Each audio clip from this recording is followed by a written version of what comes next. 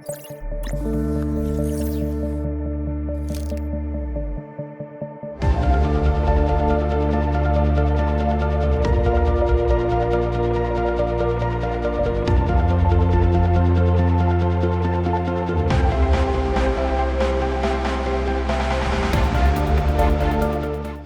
champ à l'assiette, comment le numérique améliore notre alimentation ?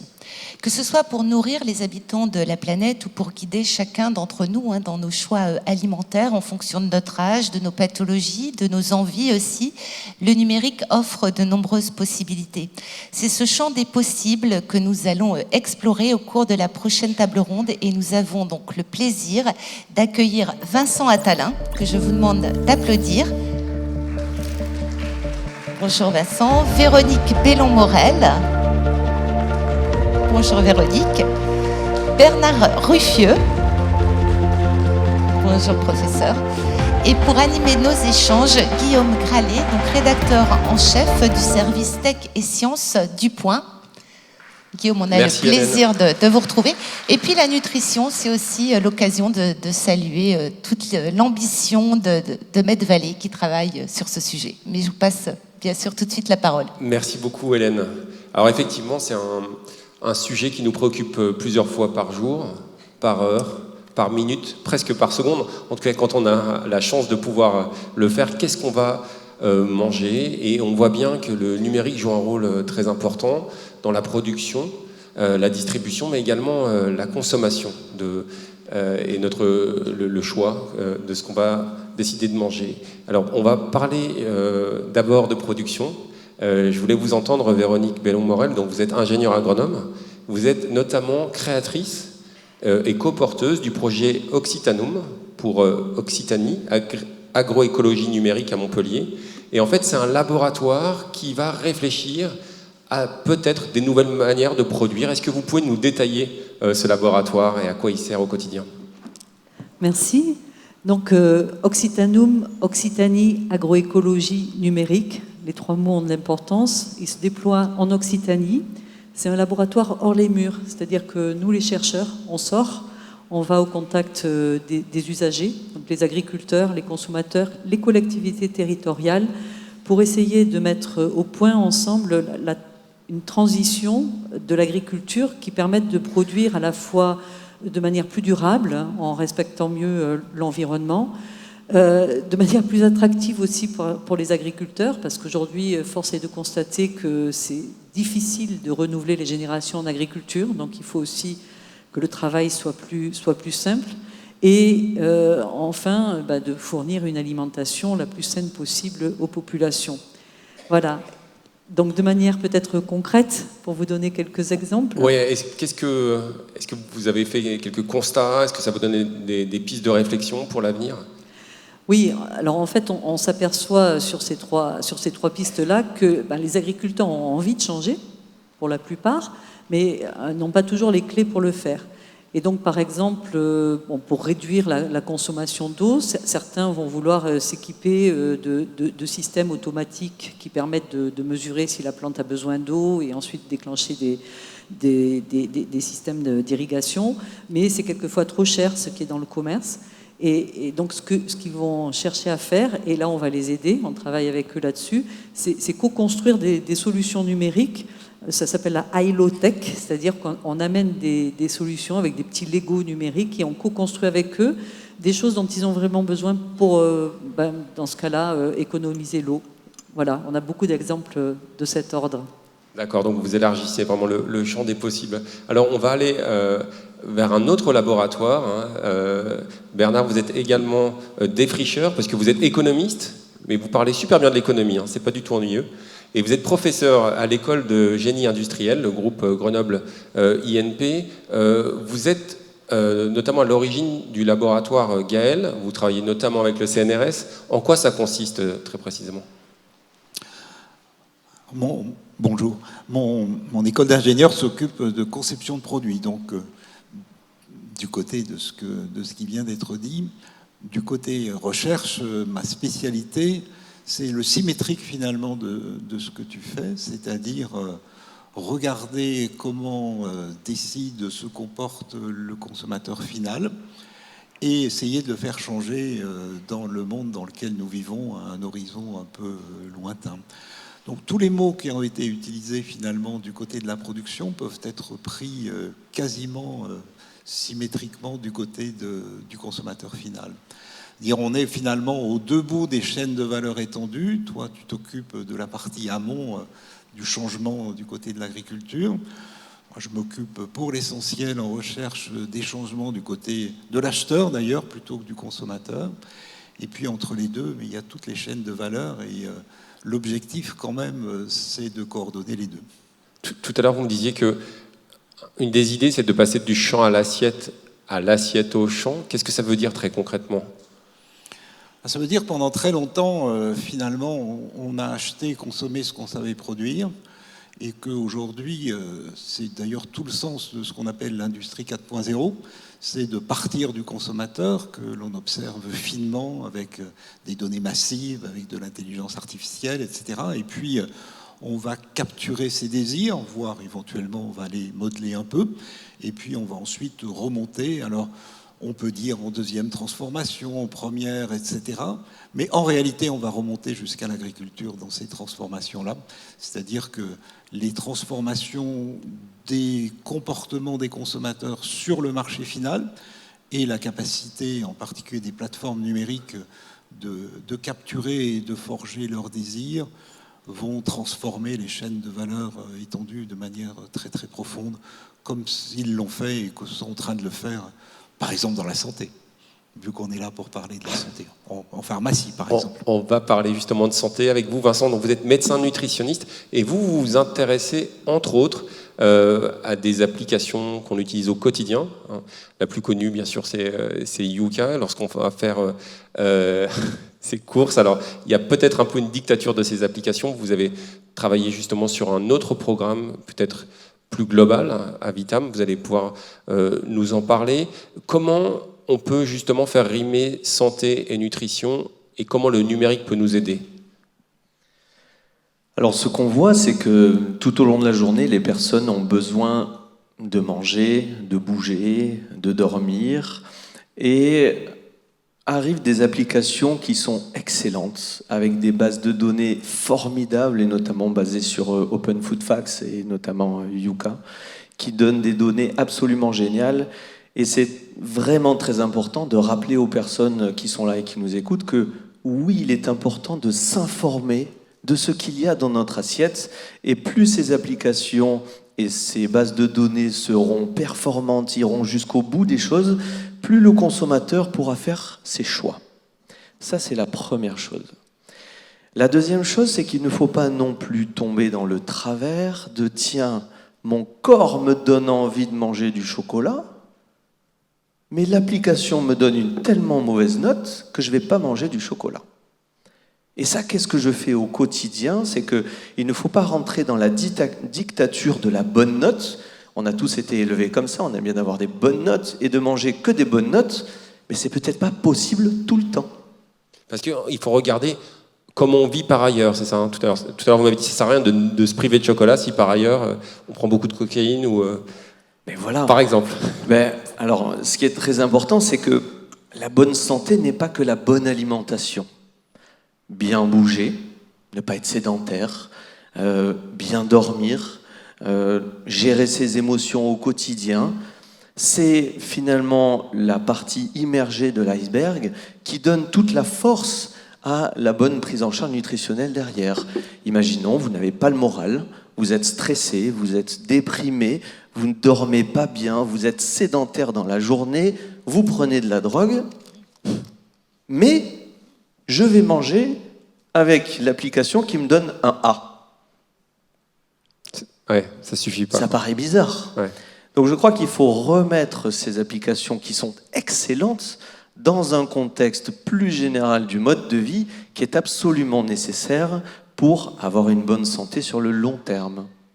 Alors justement, Bernard, je vous vois sourire. En tant que professeur, vous aimez bien passer à vos étudiants le fait qu'ils aient le maximum une très bonne information pour qu'ils puissent agir en conséquence. Allez-y.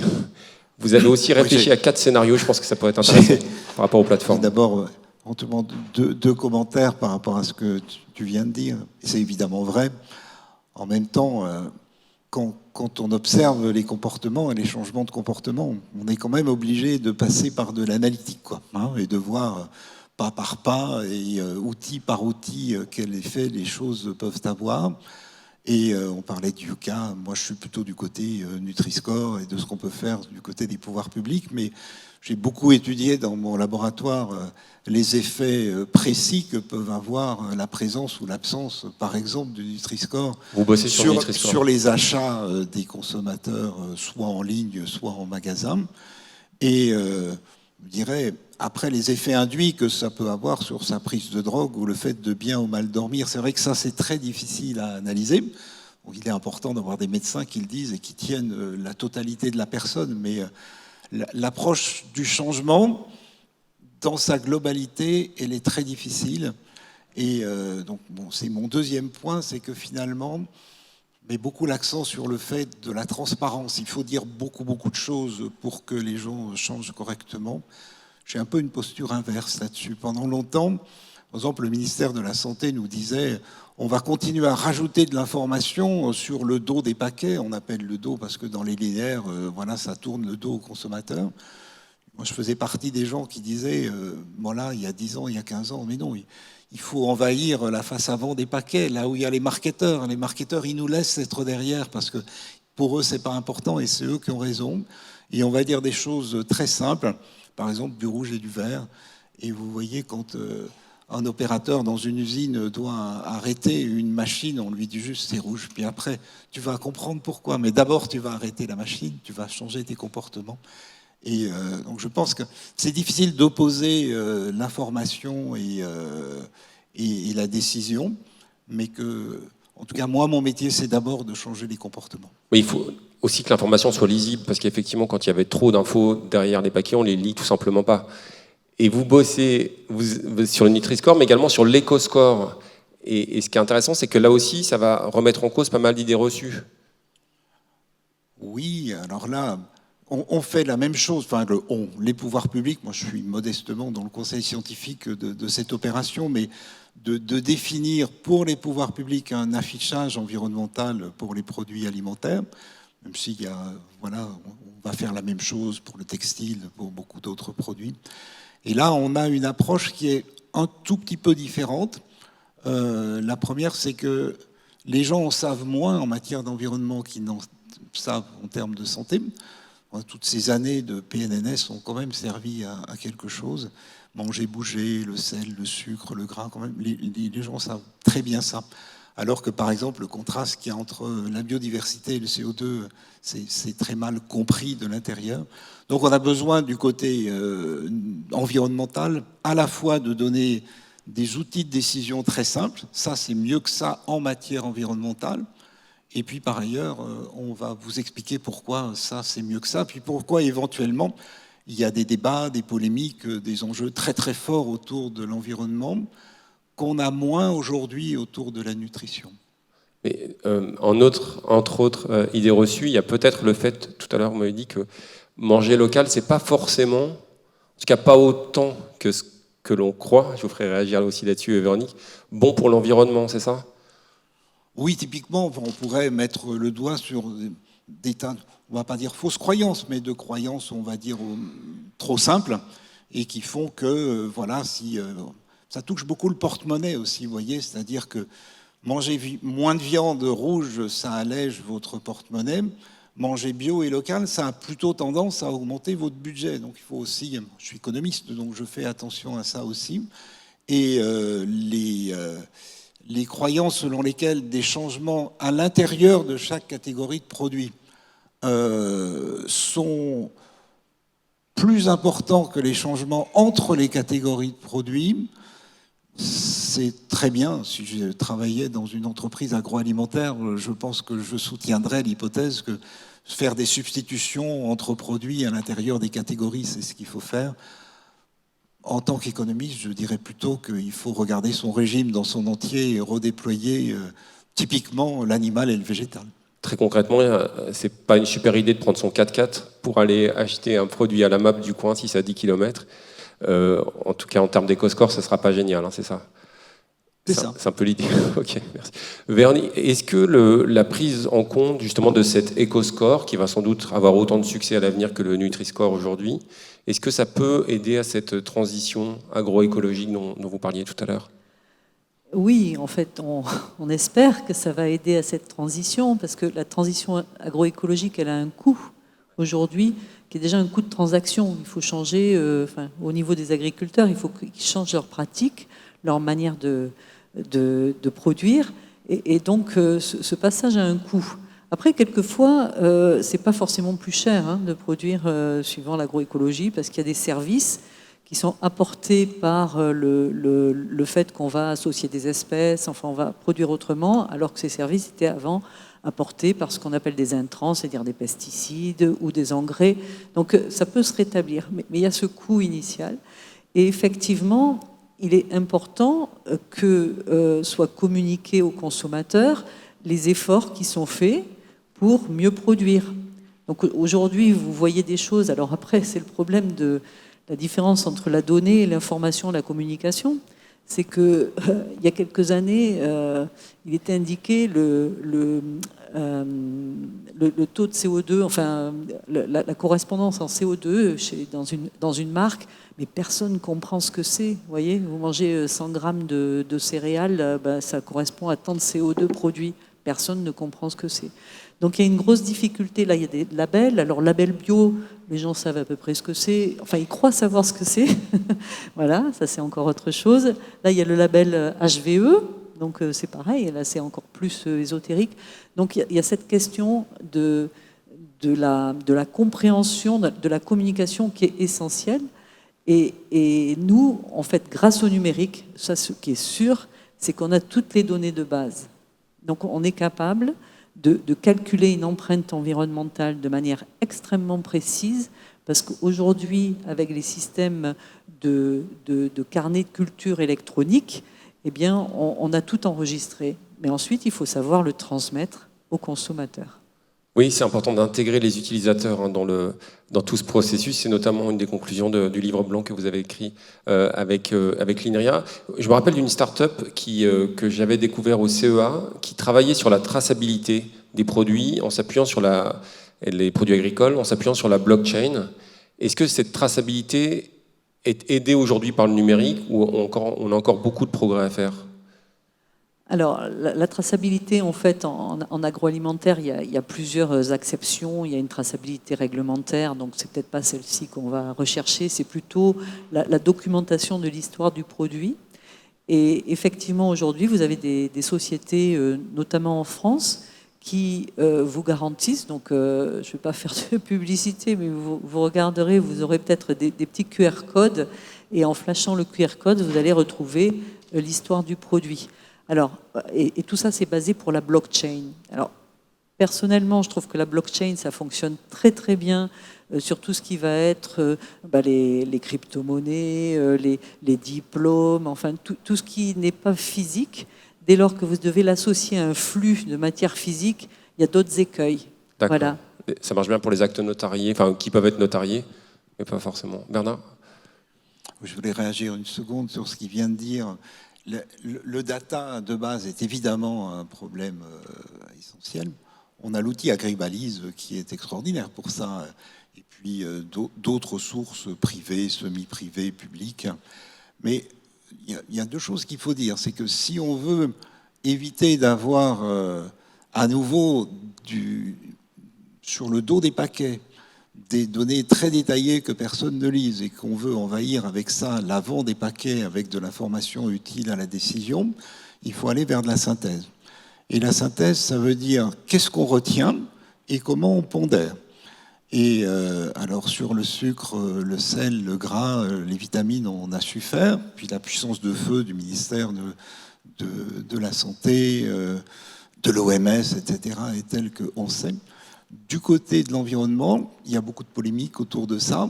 Et puis, au-delà des polémiques, il y a des enjeux qui sont extrêmement importants. L'enjeu tout simple, c'est que est-ce que durable, c'est dans 5 ans ou est-ce que c'est dans 1000 ans ? Et selon que vous allez pondérer l'importance dans 5 ans, dans 10 ans, dans 20 ans, dans 100 ans, par exemple, les métaux lourds, vous allez les pondérer d'une manière extrêmement différente. Parce que les métaux lourds, ça n'a pas beaucoup d'impact demain ou après-demain, par exemple, par rapport à la chimie. Mais en revanche, dans 1000 ans, ils seront toujours là. Ouais, le coût d'extraction et puis ce qu'ils deviennent surtout après. Si on revient justement à l'intégration de l'utilisateur au cœur des décisions, notamment les bonnes informations qu'il doit avoir, est-ce que vous pourriez, Vincent, nous détailler Avitam? Je pense que c'est une plateforme qui est très intéressante. Est-ce que tout le monde peut aller dessus et à quoi ça sert? C'est une application qu'on a montée il y a une dizaine d'années. On avait du mal, nous, en consultation, à récupérer l'ensemble des données du mode de vie des personnes qu'on voyait.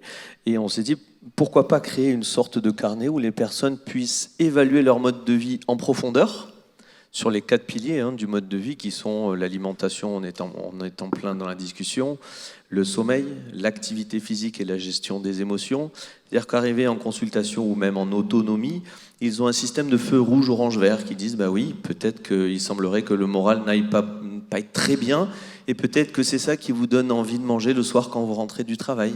Peut-être que vous avez une insomnie, peut-être que vous êtes somnolent dans la journée, et peut-être que cette insomnie et cette somnolence vous donnent envie de chocolat en fin de journée. Des envies de chocolat ou des envies de sucré en fin de journée, je pense que dans la salle, il y en a plein qui ont ces envies-là. Mais peut-être que c'est simplement un problème de sommeil. Ou même en début de journée. Alors même en début de journée, et c'est vrai que le lien avec le sommeil, c'est un peu plus souvent en fin de journée. Très, très rapidement, il faut dormir combien d'heures par jour pour être bien en moyenne? J'adore cette question. J'adore cette question. La réponse, elle ne va pas vous plaire. Le nombre d'heures qu'il nous faut pour dormir la nuit, c'est juste ce qu'il faut pour ne pas avoir envie de dormir en journée. Ok. Ça vous va? C'est-à-dire que si vous n'avez pas envie de dormir en journée, mais que vous n'avez dormi que 6 heures dans la nuit, c'est bon. Il n'y a pas besoin de dormir plus. Par contre, si tout vous le monde êtes n'a pas fatigué... besoin de dormir le même nombre d'heures, c'est ça? Ouais. Pardon? Tout le monde n'a pas besoin, mais ça dépend aussi de l'âge, de là où on est, ce qu'on a l'activité fait, physique, etc. de l'alimentation. Et donc, tout le monde n'a pas les mêmes besoins. Et on a beaucoup de personnes en consultation qui viennent nous voir parce qu'ils veulent trop dormir. Oui, mais moi, quand j'avais 20 ans, je dormais 9 heures. Oui, mais maintenant, vous avez 70 ans. On ne peut pas dormir 9 heures à 70 ans. Voilà. Bernard, non? Quoique, tout le monde est différent, donc c'est ça qui est important, de remettre ça dans le contexte du mode de vie général, et ça, c'est très important. Ouais. Juste, enfin, c'est pour ouvrir le sujet, mais le mode de vie pour un économiste, il dépasse évidemment largement le spectre du mode de vie pour un médecin, n'est-ce pas? Et en matière d'alimentation, les dimensions hédoniques, les dimensions collectives, faire la cuisine, faire ses courses, etc., jouent un rôle considérable, et en particulier dans l'avenir de la consommation. Au fond, une question d'économiste, c'est de se dire à quoi demain ou après-demain on va dépenser son argent quand on va acheter de l'alimentation. C'est-à-dire, finalement, qu'est-ce que vous avez envie d'acheter, et votre budget alimentaire, quelle sera sa proportion par rapport aux autres budgets? Je ne sais pas, par exemple, au cinéma, toutes vos dépenses que vous avez pour les jeux en ligne, les vidéos, etc. Et puis, à l'intérieur de votre budget alimentaire, quelle sera vos dispositions à payer et le temps que vous allez consacrer à tout ça. J'avais vu une étude intéressante, vous allez pouvoir le confirmer en tant qu'économiste ou l'infirmer, mais j'avais vu plusieurs études qui montraient que si on donnait du pouvoir d'achat dans un supermarché pour faire ses courses, les personnes n'allaient pas privilégier les aliments de bonne qualité, ils vont privilégier le plaisir, la palatabilité, le goût que j'ai, le gras, le salé, le sucré. Pourquoi? Parce qu'on est dans une vie très stressante, les émotions nous donnent envie de manger, et très franchement, quand on est stressé, on n'a pas envie de manger des haricots verts à l'eau. On n'a pas envie. On a envie de manger de la glace, des frites, du burger, des choses grasses, salées, sucrées. Oui, parce que c'est très lié au plaisir. Très bien. Alors, Je voulais, on se reconnaît pas mal dans tout ça. Je voulais profiter de votre présence pour qu'on fasse un petit peu un bond en avant. Je sais que la prospective, ça vous travaille à travers les différents labos, vos recherches.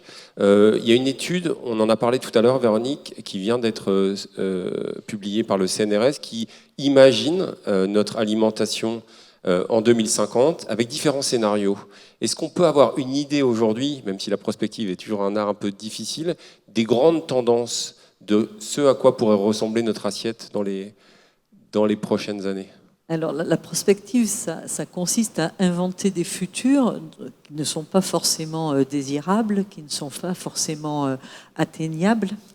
Et donc, dans cette prospective... Ouais, où on fait état de 5 scénarios, hein, je crois. Oui, c'est ça, voilà. Mais en fait, je vais plutôt insister sur les 2 scénarios qui semblent désirables.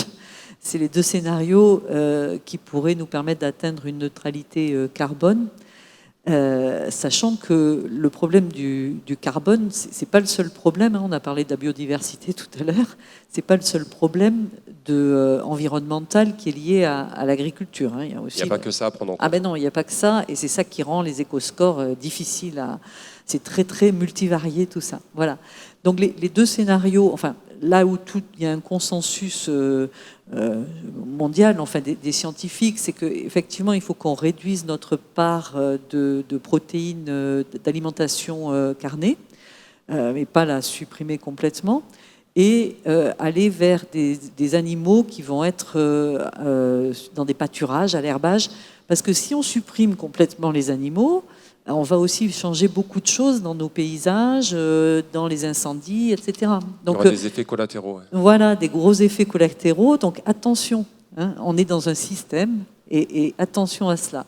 Donc réduire, passer sur des protéines, un petit peu plus de protéines végétales. Et je veux reprendre tout à l'heure ce que disait mon voisin. En fait, c'est vrai que haricots verts, peut-être que ça ne fait pas rêver. Sauf si ça a été servi de manière, si c'est relié à de l'affectif, enfin voilà, si ça a été servi dans des circonstances, avec du beurre ou avec de l'huile d'olive ou avec de l'ail, que sais-je. Voilà. Donc derrière ça, il y a cet aspect de culture aussi, hein, qui est extrêmement important. Ça, sans doute faut-il le retravailler. Et les autres points, donc si on diminue les protéines carnées, il va falloir passer sur des protéines végétales. Donc à INRAE, on travaille aussi sur ces grands plans, enfin qui sont des plans nationaux, hein, de développement des protéines végétales. Et ça commence aussi à la cantine. Hein, parce qu'on a des collègues là qui travaillent sur un autre laboratoire vivant comme Occitanum qui est à Dijon. Et eux, leur truc, c'est Dijon alimentation durable. Bon, on pourrait dire pareil pour Montpellier. Donc ils se sont dit, bon, on va essayer de réduire l'impact de l'agriculture sur l'environnement, donc on va faire des associations de culture avec des lentilles, on va mettre... Et, ok, mais les agriculteurs ont dit, oui, mais qui va m'acheter les lentilles? Ah oui, ok, c'est une question. Et donc dans les cantines sont arrivés des plats avec des lentilles. Donc vous voyez, c'est une association, il faut que les consommateurs, et dans les consommateurs, la restauration collective a vraiment un mot à dire, surtout depuis la loi Egalim 2. Ça a été quelque chose, je trouve, de très fort et très bon, en fait, pour faire évoluer nos pratiques. Il y a tout un équilibre à trouver, donc un nouvel équilibre. Hélène ? Oui, alors peut-être avant de prendre les questions de la salle, moi j'avais envie de vous interroger sur le sujet de la dénutrition. On va avoir la semaine nationale le mois prochain. C'est une maladie qui concerne 2 millions de personnes, 270 000 sous votre contrôle dans les EHPAD. Donc justement, comment est-ce qu'on peut là aussi faire reculer cette dénutrition?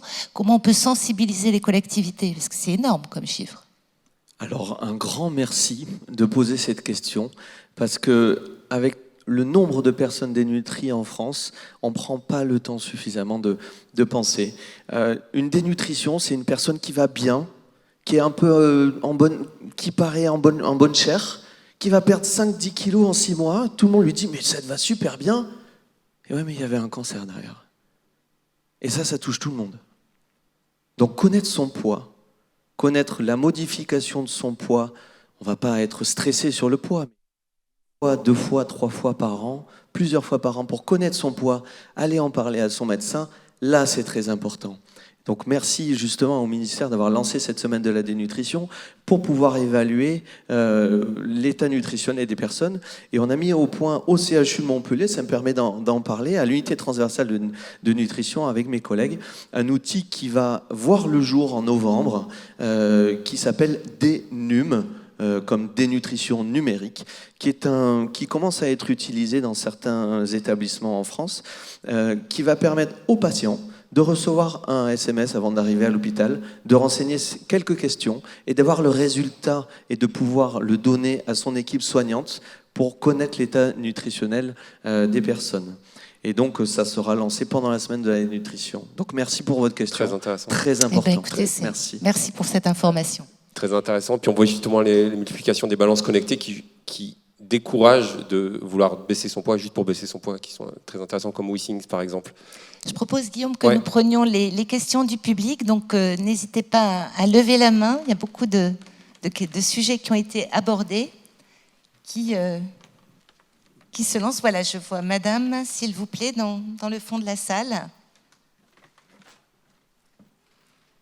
Le micro On va vous apporter arrive un micro. tout de suite. Sur votre droite. On vous écoute, Madame. Oui, merci. Je voulais savoir, sur un même produit, entre un produit bio et un produit label rouge. Si vous pouvez approcher le micro, s'il vous plaît. Pardon. Merci. Alors, je disais, un même produit qui soit entre le bio et label rouge, quel est le meilleur des deux? Voilà, parce que bien souvent, je me trouve personnellement ennuyée, alors je choisis par le prix. Voilà. C'est une vraie question, le sujet des labels. Bernard Ruchot. Et madame, vous prenez le prix le plus bas ou le plus haut? Ah bah, du coup, vous échappez au label rouge et au bio en même temps. Ça, c'est très bien.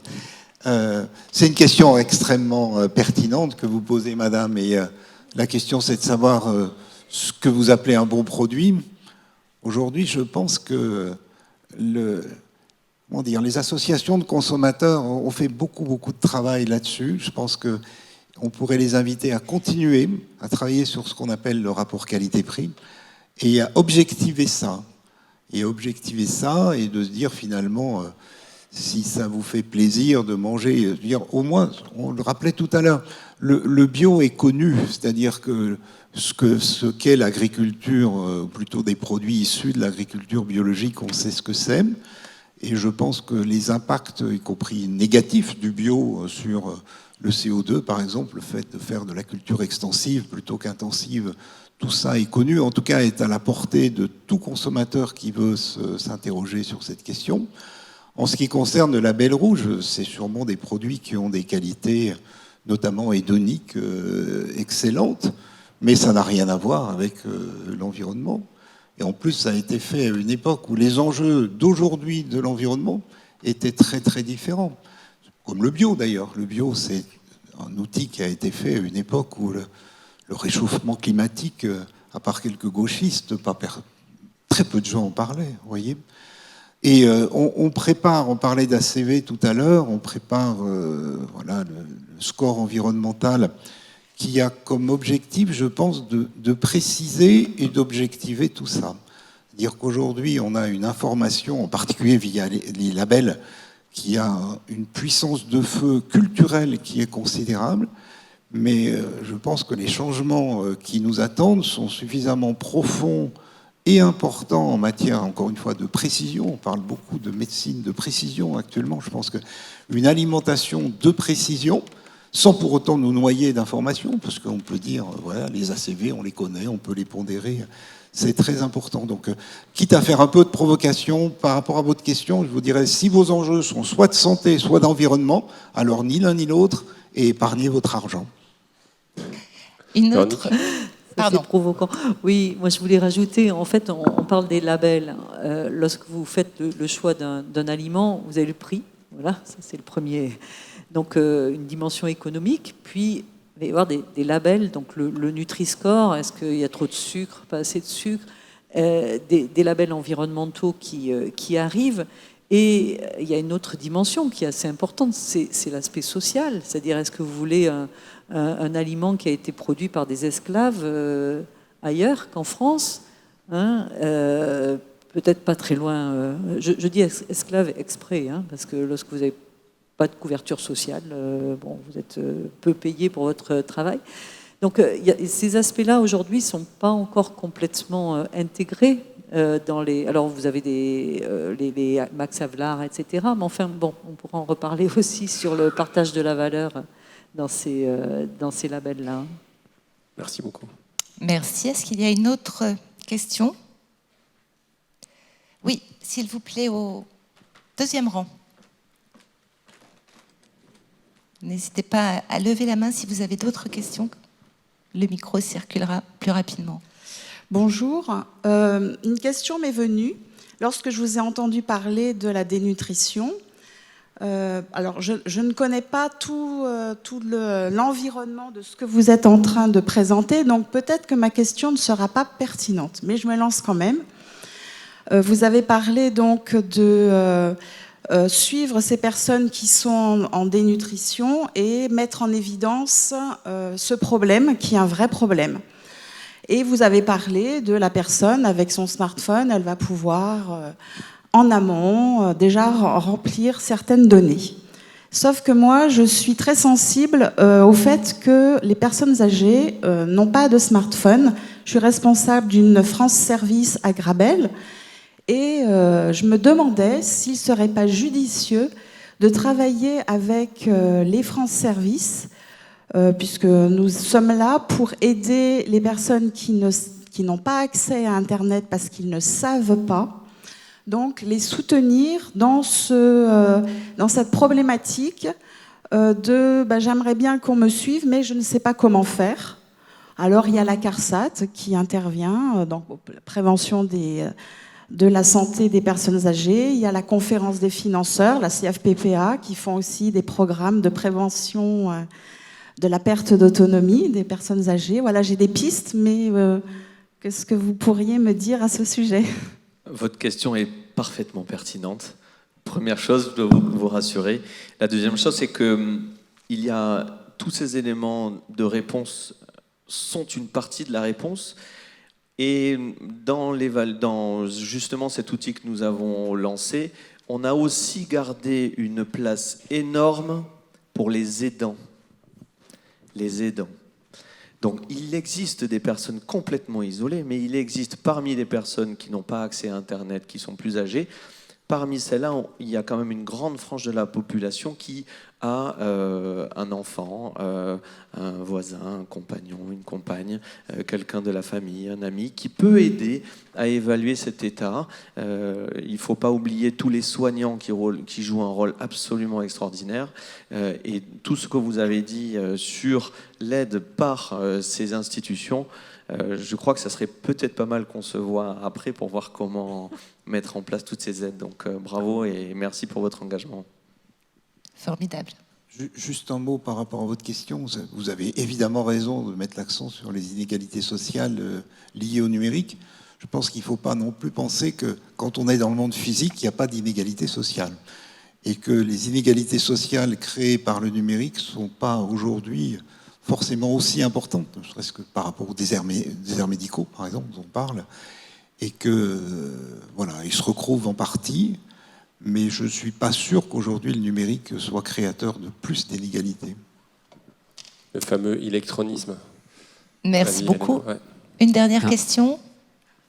Alors j'ai le micro. Oui. Ici. Ah, très bien, pardon.